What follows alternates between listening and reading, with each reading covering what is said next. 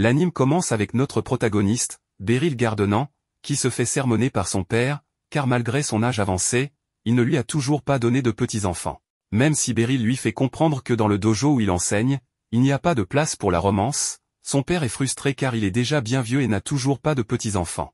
Beryl tente de le rassurer en disant qu'il a récemment accueilli de nouveaux élèves, ce qui devrait être une source de fierté. Le dojo se trouve littéralement au milieu de nulle part. Beryl y est né, depuis qu'il a l'usage de la raison, il joue avec des épées en bois. Enfant, il rêvait de devenir un grand épéiste, mais au final, il n'a réussi qu'à manier l'épée un peu au-dessus de la moyenne. Il est plutôt agile pour son âge, mais ça s'arrête là. Malgré son âge, l'absence d'épouse et d'enfants, il ressent qu'il est plutôt bien là où il est. Bon sang, c'est triste, très triste. Arrivé à 40 ans, être seul, sans enfant, juste lui et son épée. Enfin bon, malgré le fait qu'il ne soit pas très remarquable, plusieurs de ses anciens élèves ont très bien réussi dans la vie. Quand arrive l'heure du dîner, son père lui repose la question, est-ce que vouloir des petits-enfants, c'est trop demander? Il demande même à sa femme si elle ne voudrait pas chérir un petit enfant. Mais madame garde une position neutre. Elle ne soutient ni son mari, ni son fils, mais elle aimerait bien avoir des petits-enfants aussi.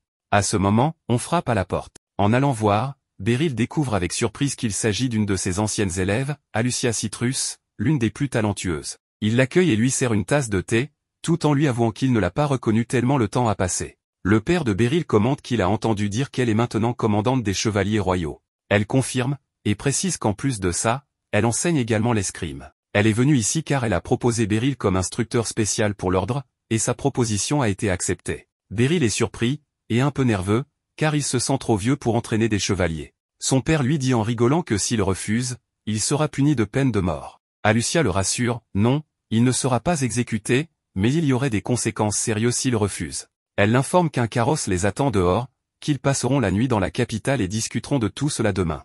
Beryl n'est pas ravi, il ne s'attendait pas à devoir partir immédiatement. Mais Alucia lui dit qu'elle sait très bien que demain, le dojo sera fermé, donc cela ne changera rien à son emploi du temps. Son père la pousse à l'emmener, disant que ce fichu fils pourrait enfin trouver une femme dans la capitale, peut-être même une aussi belle qu'elle. Beryl lui demande d'arrêter de plaisanter, rappelant que Lucia est beaucoup trop jeune pour lui. Mais Alucia murmure que ça ne la dérange pas, et que la différence d'âge n'est pas un problème. Beryl ne l'entend pas bien, lui demande si elle a dit quelque chose, mais elle préfère ne pas répondre. Changement de scène, ils sont en route vers la capitale, dans un carrosse. Beryl se demande pourquoi tout cela lui arrive. En chemin, il lui demande si elle a encore l'épée qu'il lui a donnée. Elle répond que oui, car Beryl avait pour habitude d'offrir une épée aux élèves qui terminaient leur formation au dojo. Beryl est content qu'elle ait encore l'épée, mais il lui recommande de la changer, car une lame forgée par un forgeron de village n'est pas à la hauteur d'une commandante. Cependant, Alucia lui dit qu'elle est très satisfaite de son épée. Un peu plus tard, alors qu'il regarde le coucher du soleil, Beryl pense qu'il est flatté,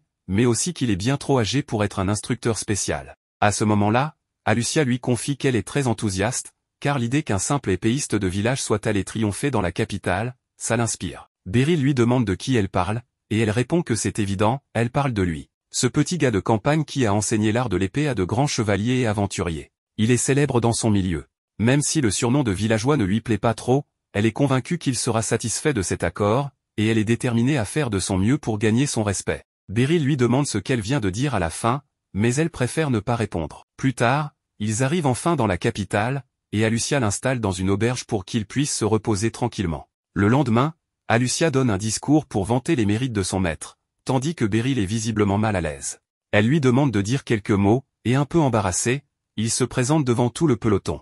Il leur avoue qu'il ne sait pas vraiment à quel point il pourra les aider avec ses connaissances, mais qu'il fera de son mieux. Cependant, certains chevaliers n'ont pas l'air très contents à l'idée d'être entraînés par un simple gars de la campagne. Après le discours, Alucia lui explique qu'il devra entraîner les chevaliers 3 ou 4 fois par mois, ce qui ne l'empêchera pas de remplir ses obligations au dojo. À ce moment, ils sont interrompus par Kuruni, qui accourt pour voir son maître. Beryl se rappelle qu'elle s'est entraînée dans son dojo pendant 2 ans et qu'elle a travaillé sans relâche. Il est heureux de voir qu'elle a réalisé son rêve, même si c'est elle qui est encore plus heureuse de le revoir là. Quelque temps plus tard, Beryl retourne chez lui, mais à peine entré, il tombe sur Randrid, un ancien élève. Son père lui dit alors, comme tu peux le voir, ici, personne n'a besoin de toi. Le mieux serait que tu t'installes à Baltrin et que tu te concentres sur ton travail. Et si jamais tu veux revenir ici, fais-le avec une épouse. Beryl n'en revient pas. Il est en train de se faire jeter dehors parce qu'il n'a pas donné de petits-enfants à ses parents. Un peu plus tard, il apprend que son ancien élève a abandonné sa vie d'aventurier pour revenir au village, car il a désormais un fils et veut une vie plus paisible. Le père de Beryl saisit l'occasion pour dire que c'est un vrai coup de chance, car Randrid a été formé pendant 10 ans avec lui, connaît bien le style du dojo, et pourrait le remplacer comme maître. De cette manière, Beryl pourra se concentrer pleinement sur sa mission. Cet ancien père fait clairement tout son possible pour se débarrasser de lui, tant qu'il ne lui donne pas de petits-enfants. Randrid soutient l'idée et déclare qu'il fera de son mieux pour être à la hauteur. Beryl est furieux de comprendre que tout le monde s'est ligué contre lui. Il n'a pas d'autre choix que de retourner à la capitale. Accompagné d'Alucia, il part à la recherche d'une maison, car l'auberge où elle l'a logé est bien trop chère. Elle lui demande pourquoi il ne s'installe pas chez elle, mais Beryl répond immédiatement que ce ne serait pas approprié. Alucia est un peu déçue et se demande pourquoi pas, pendant que Beryl manque de faire une crise cardiaque. À ce moment, Alucia lui dit que c'est l'heure d'aller manger.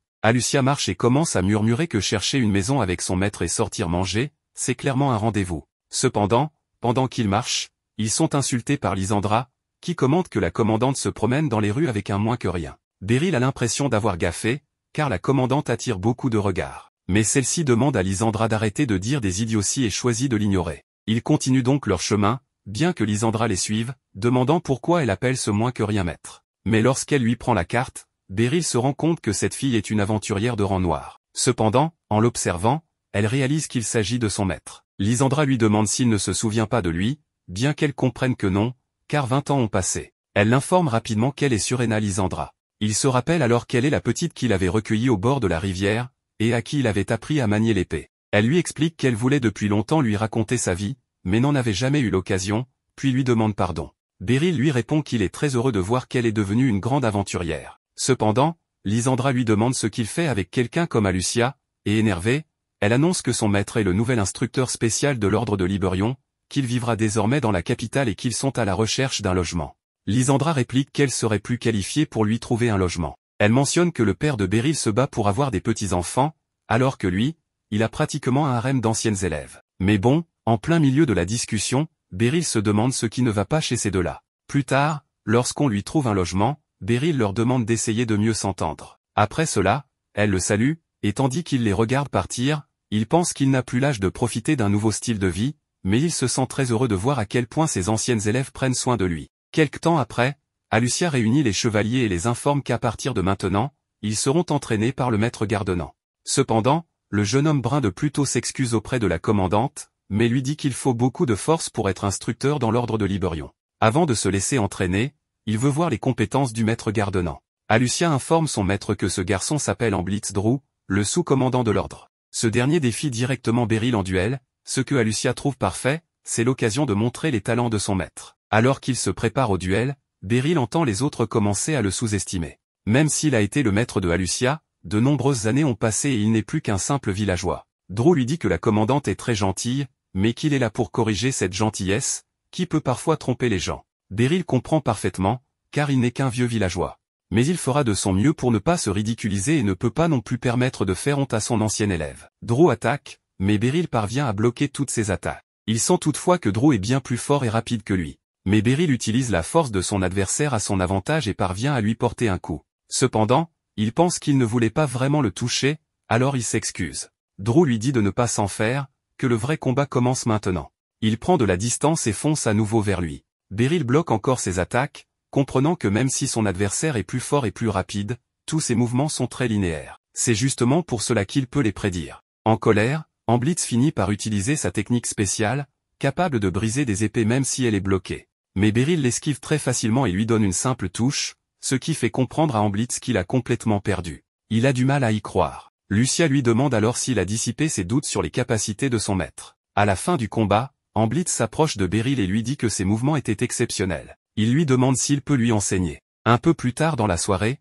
tous célèbrent et trinquent à la désignation de Beryl en tant que leur nouveau maître spécial. Amblitz s'excuse pour son insolence passée, mais Beryl lui répond qu'il avait raison, c'est normal de douter d'un vieux bonhomme qui sort de nulle part. Lucia ajoute qu'elle avait pourtant déjà dit que son maître était quelqu'un de tenace. Elle demande alors qu'on lui apporte des bières parce qu'elle veut se saouler, tandis que Beryl est surpris de la voir ivre, une ancienne élève, tout de même. Amblitz demande ensuite comment Beryl a pu retourner sa technique spéciale contre lui. Beryl explique qu'il a simplement copié son mouvement. Prévoir le mouvement suivant, c'est toujours la clé. Et si la technique d'Amblitz n'avait pas été aussi rigide, il aurait perdu. Pendant ce temps, dans le village natal de Beryl, son père remercie Randrid, affirmant que son fils est destiné à mieux que ce petit village.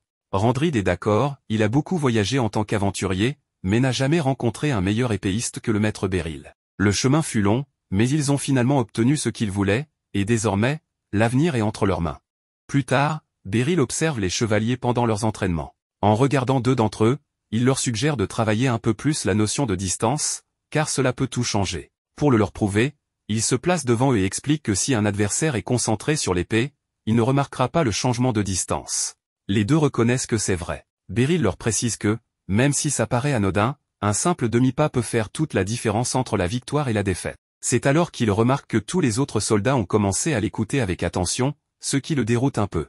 Après tout, il n'a rien dit d'aussi révolutionnaire. Une fois les cours terminés, Drew le remercie pour son travail. Beryl, de son côté, pense que les gens le respectent autant uniquement parce qu'il a réussi à battre Drew dans leur duel précédent, un affrontement qui était particulièrement tendu. Quelques instants plus tard, Curny vient le voir et lui demande s'il a quelque chose de prévu aujourd'hui. En apprenant qu'il est libre, elle lui propose de faire un tour en ville, car elle se doute qu'il ne connaît pas encore bien l'endroit. Un peu gêné, Beryl admet que c'est vrai, qu'en réalité il ne connaît que le chemin entre le quartier et la maison. Drew l'encourage à accepter l'invitation, affirmant que Baltrin regorge de choses à découvrir. Curny, elle, montre clairement son envie de lui faire découvrir la ville. Face à leur insistance, Beryl accepte, ce qui rend Curny toute joyeuse, elle part aussitôt se changer. Il se dit qu'il travaille ici depuis une semaine, et qu'il commence déjà à bien s'adapter. Pendant ce temps, Alucia retrouve ses supérieurs de l'ordre de Liberion pour discuter de ses responsabilités. Une fois la réunion terminée, il lui demande si l'instructeur spécial qu'elle a engagé est à la hauteur. Elle répond que oui,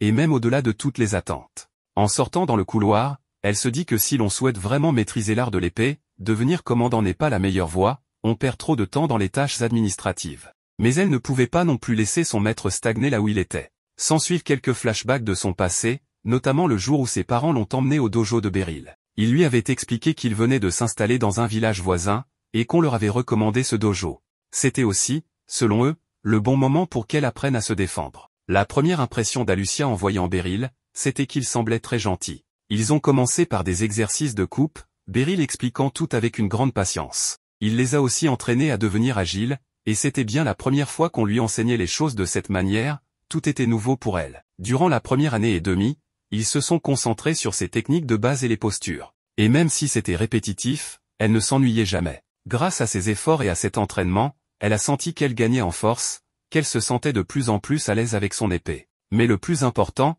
c'est que le maître la félicitait pour la moindre amélioration, et cela la rendait vraiment heureuse. Un jour, Beryl lui propose de tester quelques exercices d'attaque. Lorsqu'il se place devant elle, Alucia se rend compte qu'elle ne voit aucune ouverture pour l'atteindre. Elle ne comprend pas pourquoi, mais elle repère un moment qu'elle juge parfait et décide d'attaquer. En réponse, Beryl esquive tranquillement et glisse habilement son épée en bois jusqu'à elle. Il la remercie, et elle fait de même, par respect, tout en restant un peu déconcertée par ce qu'il vient de se passer. Il lui dit alors qu'elle a une bonne intuition, car elle a agi au bon moment. Aujourd'hui, Alucia comprend ce qu'il voulait dire. Mais à l'époque, elle croyait que tous les maîtres d'armes enseignaient de la même manière. Plus tard, Beryl les emmène dans un autre dojo pour un entraînement différent. Il leur explique qu'il s'agira de combats sans contact, et uniquement ciblés du cou vers le bas. Une fois arrivé, c'est au tour de Randry de combattre. Malgré l'agressivité de son adversaire, il reste calme et parvient à marquer un point sans difficulté. Vient ensuite le tour d'Alucia. Elle est un peu étonnée par la posture très ouverte de son adversaire.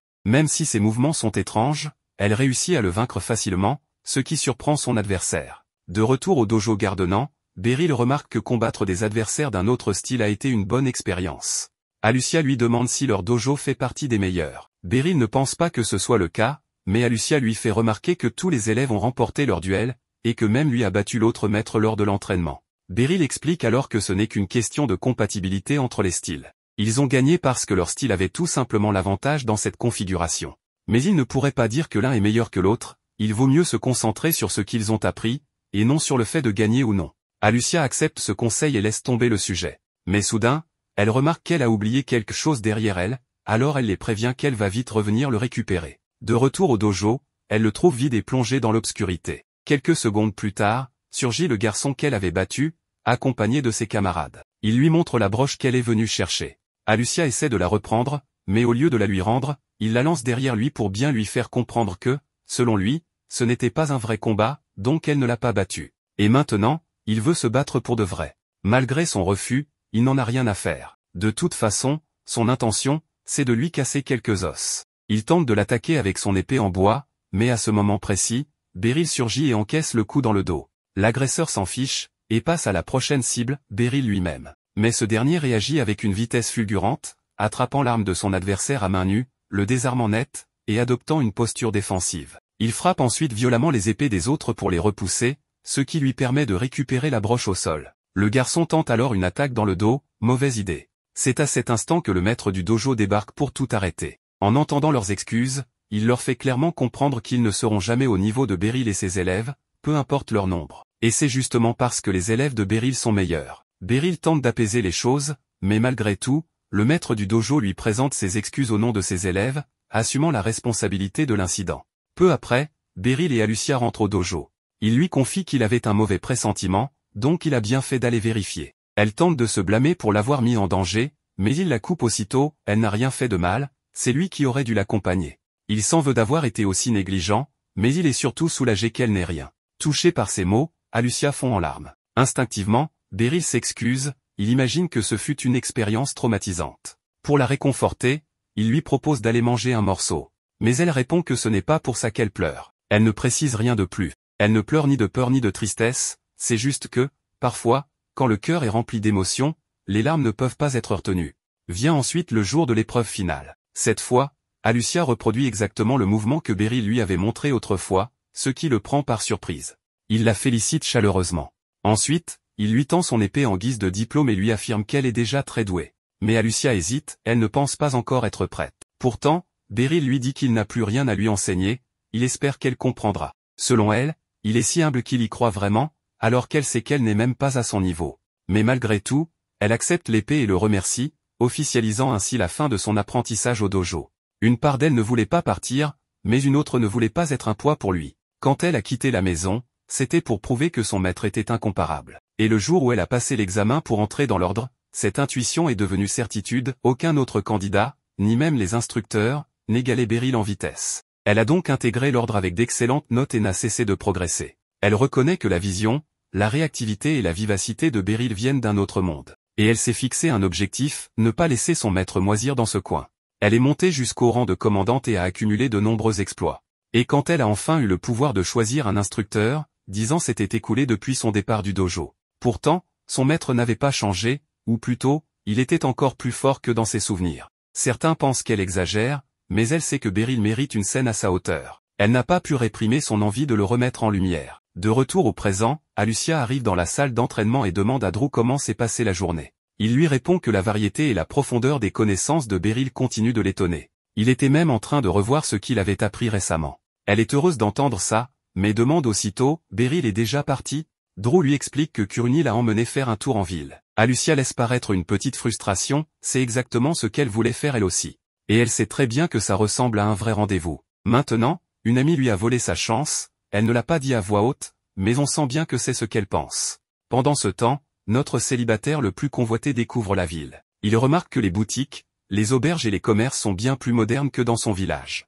Kuruni, elle, lui explique qu'il n'y a rien de mieux que le quartier oriental pour une belle promenade. Et cela éveille sa curiosité. On suppose que c'est le district nord qui a le plus de lieux touristiques, comme le palais et la cathédrale. Elle lui explique que seuls les paysans venant de villages reculés vont voir ce genre de choses, ce qui le met un peu mal à l'aise, car il rentre parfaitement dans cette description.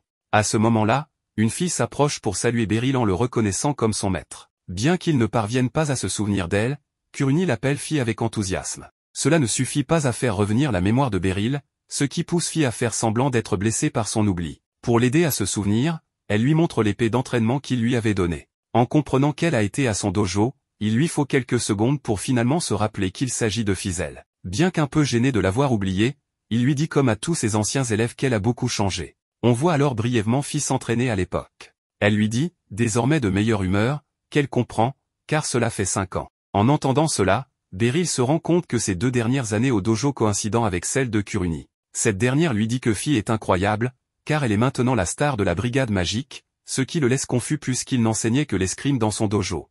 Mettons cela de côté, Fille leur explique qu'elle est venue faire des courses pour trouver des accessoires magiques. Elle leur montre une bague qui peut projeter du feu. Kuruni mentionne que même un débutant peut faire de la magie avec ce genre d'accessoires, mais qu'ils sont très chers. Fi se vante alors de ne pas en avoir besoin pour faire de la magie, et effraie Beryl en créant du feu à partir de rien. Après s'être un peu calmée, Beryl pense que très peu de gens peuvent utiliser la magie, donc elle a sûrement travaillé sans relâche. Il trouve aussi dommage qu'elle ne pratique plus l'escrime, mais reste très fier d'elle. Soudain, un voleur arrache les affaires d'une dame. En voyant ça, Fi dit à Beryl de ne rien faire car elle s'en charge. Elle dégaine alors son épée pour l'imprégner de magie, puis lance une corde magique sur les jambes du voleur pour l'arrêter, ce qui permet à Kuruni de l'attraper. Beryl les félicite toutes les deux pour leur efficacité. Curieux à propos de cette magie, Fi lui explique qu'il s'agit de magie à l'épée, où il suffit de lancer un sort et de viser avec l'arme. Elle ajoute qu'elle tire au maximum parti des connaissances qu'il lui a transmises. Le lendemain, Beryl décide de sortir très tôt pour une promenade matinale dans les rues, car il veut mémoriser les chemins et les environs. En marchant et en réfléchissant, une fille l'interpelle pour qu'il s'arrête, mais il ne l'entend pas du tout.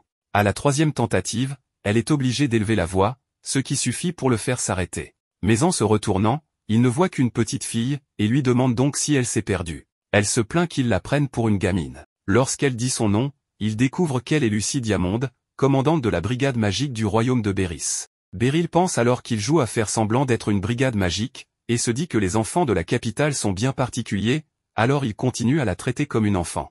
Lucie lui dit qu'elle ne joue pas du tout et génère une énorme boule de feu dans sa main pour lui prouver qu'elle est sérieuse, ce qui le fait enfin la prendre au sérieux. Après cela, elle décide de l'accompagner dans sa promenade. Elle lui explique qu'elle a appris par Fi qu'il était là, son ancien professeur d'escrime, et qu'elle l'avait vu très enthousiaste en racontant qu'elle l'avait revu. Elle lui dit que la magie à l'épée de Fi est exceptionnelle, qu'elle a beaucoup de talent magique et qu'elle est aussi très douée à l'épée, donc elle pense qu'elle a eu un très bon instructeur. Beryl reste modeste et rejette ce compliment, disant que tout cela est le fruit des efforts de Fi, car lui ne lui a enseigné que les bases.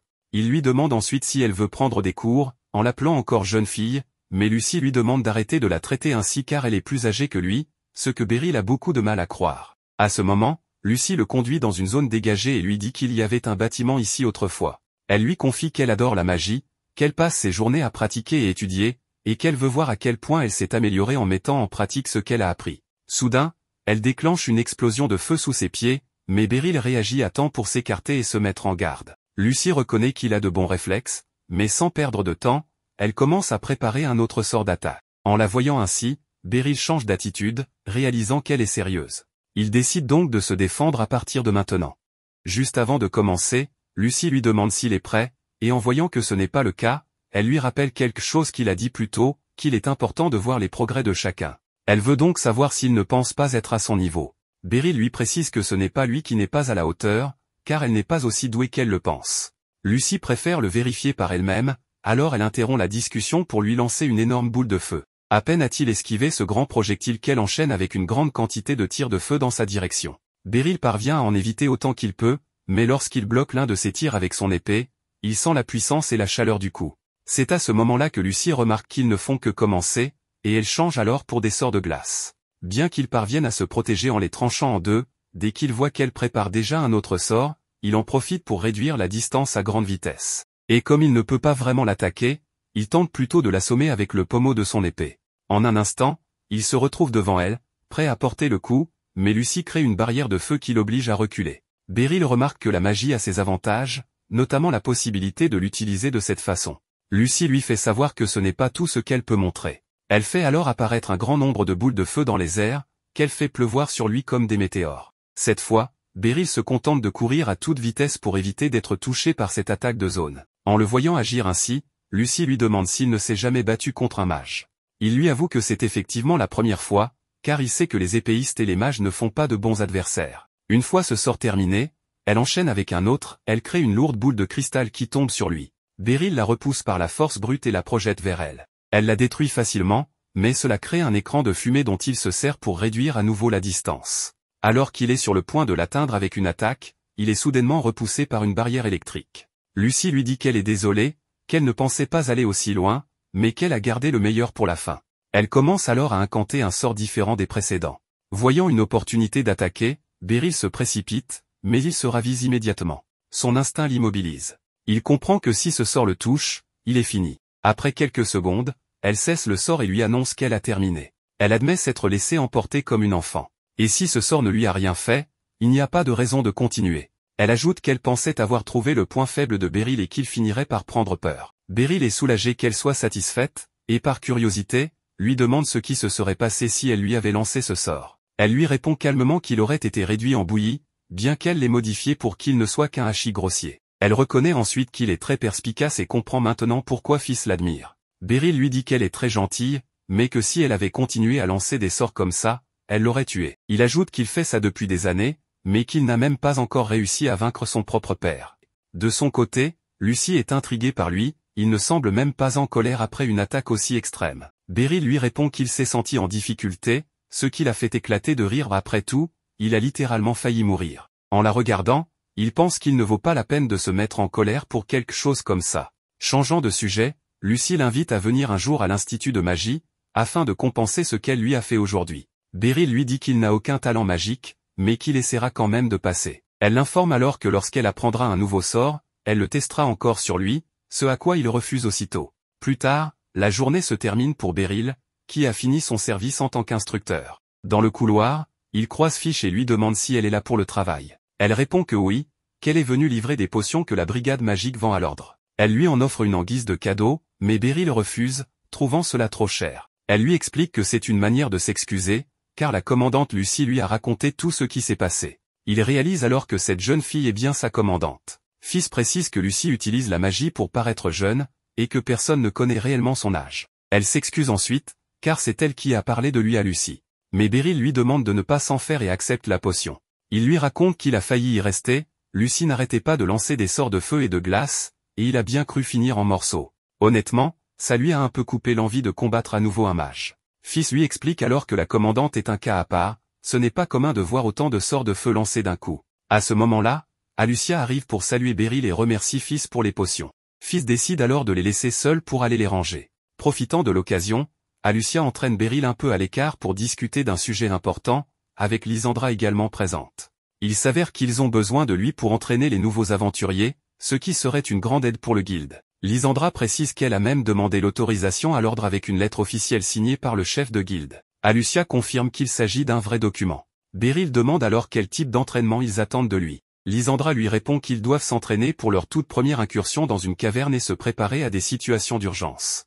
En entendant cela, Beryl soupire, se souvenant que les monstres laissent souvent derrière eux un butin très précieux, et qu'on peut même parfois trouver des trésors cachés. À une époque, ça le faisait rêver, il partait les chercher avec l'enthousiasme d'un gamin, jusqu'au jour où un monstre l'a sévèrement corrigé, le forçant à rentrer chez lui en courant. Même si c'est dangereux, Lysandra pense que ce serait une bonne chose, tant qu'il est là pour superviser. Alucia, elle, n'est pas trop chaude à l'idée, mais lui suggère d'accepter, ce serait une bonne façon de mettre ses compétences à profit. Lysandra approuve, même si, comme d'habitude, les deux femmes ne s'entendent pas du tout. Avant qu'il ne donne sa réponse, Lysandra lui conseille d'écouter d'abord ce que le chef de la guilde a à dire. Alucia lui rappelle aussi que l'ordre ne demande pas d'exclusivité à ses instructeurs spéciaux, donc la décision lui revient entièrement. Plus tard, Beryl accompagne Lysandra jusqu'à la guilde des aventuriers, située tout près du quartier général de l'ordre. On le guide jusqu'à la salle de réunion, et là, surprise, Lucie est présente. Il lui demande ce qu'elle fait là, et elle lui répond qu'elle savait qu'il viendrait,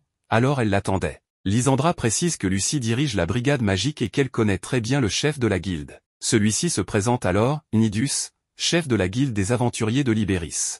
Beryl se présente à son tour, et Nidus vient lui serrer la main chaleureusement. S'il a été recommandé par l'inflexible Lysandra, il sait qu'il est entre de bonnes mains. Beryl précise cependant qu'il n'a pas encore accepté la proposition. Mais Lucie déclare elle aussi qu'elle le recommande, ce qui le met dans une position assez difficile pour refuser. Au moins, il sera bien payé. Peu après, Nidus lui présente son assistant, Méjean, avec qui il pourra régler les détails. Mais avant cela, Méjean souhaite éclaircir un point, il sait que Beryl n'a aucune expérience en tant qu'aventurier. Il est conscient qu'il a été recommandé par une aventurière de rang noir et par une commandante, mais envoyer un novice dans une mission de caverne, ce n'est pas l'idéal. Beryl voit cela comme une aubaine pour échapper à cette corvée. Mais Lysandra intervient aussitôt et avertit Méjean de ne pas manquer de respect à son maître. De son côté, Lucie n'apprécie pas non plus qu'on doute de sa parole. Sans se démonter, Méjean rappelle que la guilde est responsable de ses décisions, et qu'il y a récemment eu des rapports d'activités inhabituelles chez les monstres. Nidus reconnaît qu'il a raison et lui demande alors ce qu'il propose. Méjean suggère que Beryl affronte Lysandra et ses deux épées jumelles, afin de démontrer sa vraie compétence. Tout le monde trouve l'idée bonne, sauf Beryl, bien sûr, mais il est malgré tout entraîné dans cette décision. Ils sont ensuite conduits à la zone d'entraînement. Lysandra est toute excitée à l'idée de pouvoir enfin se battre contre lui. On nous montre alors un flashback de son passé, elle voyageait dans une calèche avec ses parents dans les montagnes quand un monstre les a attaqués violemment. Sa mère, pour la sauver, l'a jetée du haut d'une falaise, la faisant tomber directement dans une rivière. Lorsqu'elle reprend conscience, la première chose qu'elle voit, c'est Beryl, qui la sauve. Un peu plus tard, il l'emmène chez lui pour qu'on puisse la soigner. En apprenant son nom, il lui demande où sont ses parents. Cette simple question déclenche chez elle une vive douleur à la tête, car elle s'était blessée à cet endroit, en plus du traumatisme de l'attaque qu'elle venait de vivre. Le vieil homme pense que ses parents n'ont pas pu survivre vu leur état, tandis que Beryl demande qu'on la laisse rester jusqu'à ce qu'elle lui trouve un foyer. Bien qu'on lui donne à manger et que son état s'améliore, Lysandra refuse de parler, car elle est encore en train d'assimiler ce qui s'est passé. Cependant, les autres acceptent de faire preuve de patience en comprenant un peu ce qu'elle traverse. Plus tard, Lysandra voit Beryl s'entraîner et celui-ci l'invite à faire de même, pensant que ce serait une bonne distraction. Elle accepte et, en la voyant manier l'épée, il lui dit qu'elle a du talent, ce qui rend Lysandra heureuse. À partir de ce moment-là, elle continue de progresser, et son état d'esprit s'améliore avec le temps. Lorsque Beryl commence à travailler comme instructeur au dojo, il remarque qu'elle est timide à l'idée de se mêler aux autres disciples. Il la motive alors à participer. Plus tard, il lui confie qu'elle est très agile et que les épées jumelles lui conviendraient parfaitement. Il finit par lui trouver une bonne famille d'accueil. Comme on peut s'y attendre, Lysandra est triste, mais il lui assure qu'elle aura un avenir meilleur en partant. En réponse, elle remercie Beryl pour tout. D'après ses pensées, elle aurait voulu rester ici pour toujours, mais elle trouvait égoïste d'en demander plus que ce qu'on lui avait déjà offert dans son enfance. On la retrouve ensuite au moment où Lysandra est devenue une aventurière de rang or. Elle tombe dans une embuscade tendue par des bandits. Son coéquipier la met en garde, l'un d'eux était autrefois un épéiste redoutable. Malgré cela, Lysandra attaque directement et parvient à tous les vaincre facilement. L'une des raisons pour lesquelles elle est devenue aventurière est qu'elle voulait voir le monde de ses propres yeux, mais aussi pour que personne d'autre ne subisse ce qu'elle a vécu. De plus, elle veut mettre en pratique les compétences que lui a enseignées son maître. Revenons au présent, Lysandra veut que Beryl voie ce qu'elle est devenue. En signe de respect, elle lui fait un salut avant le combat. Beryl le prend bien et comprend que s'il doit se battre contre elle, il doit donner le meilleur de lui-même. Peu après, elle fait le premier mouvement en sautant haut dans les airs pour l'attaquer de face. Tandis que Beryl part et esquive ses coups, il remarque qu'elle est très rapide. De son côté, Lysandra est plus excitée que jamais, car elle n'arrive même pas à le toucher. Après tout, elle rêvait de l'affronter à son apogée, et aujourd'hui, ce rêve devient réalité. En continuant à encaisser les attaques, Beryl réalise qu'elle a dû s'entraîner sans relâche tout ce temps, sinon elle ne pourrait pas faire tout ça. Il est très fier d'elle. Il apprécie aussi qu'elle ne ralentisse pas et que son endurance soit remarquable. Mais il finit par repérer une faiblesse, lorsque Lysandra attaque à nouveau, il en profite pour transpercer la garde de son épée avec la sienne, la désarmant. Elle tente de contre-attaquer avec une grande foulée, mais il lui donne un coup de pied qui la fait tomber au sol. Elle se retrouve complètement vulnérable, ce qui permet à Beryl de la pointer avec son arme et de clore le duel. Lysandra le remercie, tandis que le public autour acclame cet incroyable combat d'entraînement. Beryl lui dit qu'il aurait tenu encore 10 secondes, mais heureusement il a remarqué à temps qu'elle ne maîtrise pas encore bien sa main gauche. Elle est surprise et reconnaît qu'elle devra continuer à s'entraîner pour frapper aussi bien qu'avec la droite. Lucie rigole en voyant qu'il donne des leçons à une aventurière de rang noir, ce qu'elle ne trouve pas du tout déplacé. D'un autre côté, Méjean lui présente ses excuses pour avoir douté de ses capacités, et Nidus lui confirme qu'il sera désormais en charge de l'entraînement des nouveaux aventuriers. Beryl le remercie, mais intérieurement il râle de ne pas avoir pu refuser. Le jour arrive enfin où il commence ce travail. Il rencontre les nouveaux recrues, Porta, Nidri et Sarlikatz. Lysandra explique que Porta et Nidri sont de rang bronze, tandis que Sarlikatz est de rang argent. L'entraînement commence, Lysandra les guide dans une caverne, mais elle et Beryl laissent les débutants se débrouiller seuls. Sarlikatz utilise un artefact pour détecter les monstres, et tous trois coopèrent efficacement pour éliminer les premiers ennemis rencontrés. Une fois la caverne nettoyée,